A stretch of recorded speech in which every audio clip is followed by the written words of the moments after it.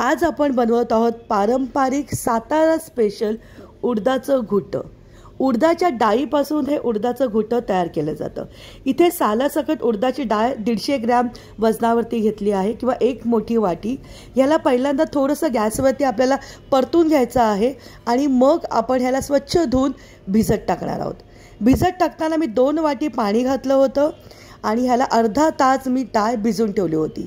उडदाची डाळ ही भिजण्यासाठी थोडा जास्त वेळ लागतो, शिजायला वेळ जास्त लागतो, त्यामुळे डाळ भिजून ठेवणं गरजेचं आहे। अर्धा तासानंतर मी त्याच्यामध्ये अजून ॲडिशनल 1 कप पाणी घातलं होतं आणि कुकरमध्ये आपल्याला 6 ते 7 शिट्ट्या देऊन ही डाळ शिजून घ्यायची आहे। तुरीची डाळ पटकन शिजते, पण उडदाची डाळ शिजायला थोडा जास्त वेळ लागतो। इथे आपण एक हिरवं वाटण काढणार आहोत। इथे मी देठासकट कोथिंबीर घेतलेली आहे, साधारणतः 15 ते 20 लसूण पाकळ्या घेतलेल्या आहे। लसूणचं प्रमाण थोडं जास्त आहे, तिखट आहे, त्याच्यामुळे मी 7 ते 8 हिरव्या मिरच्या घेतल्यात। कढीपत्ता आहे, 1 टेबलस्पून सुकं खोबरं आणि 1 टेबलस्पून जिरं घेतले। मिक्सरच्या लहान भांड्यामध्ये कोथिंबीर देठासकट त्याच्यामध्ये लसूण घातलेला आहे। जर तुम्ही श्रावणामध्ये करणार असाल, लसूण खात नसाल, तर इथे तुम्ही आलं यूज करू शकतात। हिरव्या मिरच्या तुम्ही आवडीप्रमाणे घ्या। कढीपत्ता घेतलाय, जिरं घेतले आणि सुकं खोबरं घेतले। पाणी न घालता मिक्सरमध्ये आपल्याला याला ग्राइंड करायचं आहे। जर तुमच्याकडे खलबत्ता असेल किंवा पाटा वरवंटा असेल, तुम्ही त्याच्यावरती सुद्धा हा मसाला वाटून घेऊ शकतात। पाणी न घालता असा जाडसर मसाला मी मिक्सरला वाटून घेतलेला आहे। एवढं सगळं करत असताना डाळसुद्धा माझी शिजून तयार झालेली आहे। जर समजा डाळीमध्ये पाणी जास्त असेल तर पाणी काढून घ्यायचं आहे आणि डाळ आपल्याला घोटून घ्यायची आहे। डाळ घोटून घेणं खूप जास्त गरजेचं आहे।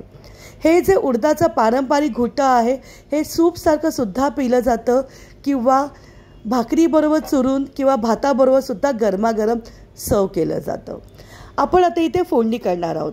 फोडणीसाठी इथे साधारणतः 2 टेबलस्पून इतकंच आपल्याला तेल हवं आहे, खूप जास्त तेलाची गरज नाही आहे। 2 टेबलस्पून तेलामध्ये 1 टीस्पून मी मोहरी घातले, त्याच्यामध्ये थोडंसं जिरं घातलेलं आहे आणि अर्धा चमचा मी त्याच्यामध्ये हिंग घातले। खमंग अशी आपल्याला फोडणी करून घेणं गरजेचं आहे। आता कढीपत्त्याची पानं घातलेली आहेत आणि मिक्सरला जो आपण हिरवं वाटण केलं होतं ते आपल्याला परतून घ्यायचं आहे। हळद घालायची आहे, त्याच्यामुळे खमंग असं आपली फोडणी तयार होणार आहे। हे जे हिरवं वाटण आहे, मी जसं आत्ताच सांगितलं, ह्याच्यामध्ये लसणाचं प्रमाण थोडं जास्त ठेवलेलं आहे। तुम्ही इतके लसूण नसेल खात तर हिरवी मिरची आणि लसूण हे तुम्ही तुमच्या अंदाजाने कमी जास्त करू शकतात। खमंग असं हे वाटण परतून झाल्यानंतर शिजलेली सालासकट उडदाची डाळ जी आपण शिजून घेतली होती ती यामध्ये आपल्याला ॲड करायची आहे। सुरुवातीला पाणी नका घालू, डाळ नीट मिक्स करून घ्या आणि लागेल तसं त्याच्यामध्ये पाणी ॲड करा।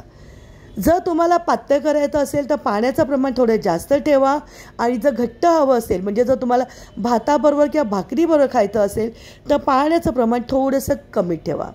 मी सालासकट उडदाची डाळ वापरलेली आहे, ऑथेंटिक याच पद्धतीने केली जाते।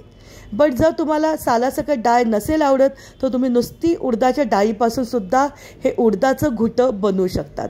चवीप्रमाणे मीठ घातलेलं आहे आणि लागेल तसं पाणी घातलेलं आहे आणि साधारण मंद आचेवरती 15 ते 20 मिनटं मी उकळून घेतलेलं आहे।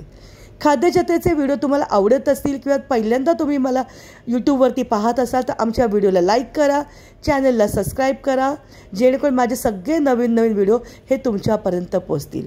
आणि आजचा व्हिडिओ आवडला असेल तर कमेंट बॉक्सवर नक्की करून सांगा हे ऑथेंटिक उडदाचं घुटाचा व्हिडिओ तुम्हाला कसा वाटला आहे। गरमागरम उडदाचं घुटं हे साजूक तूप आणि थोडंसं लिंबाच्या रसाबरोबर सर्व केलं जातं। तयार झालं आहे पारंपरिक उडदाचं घुटं।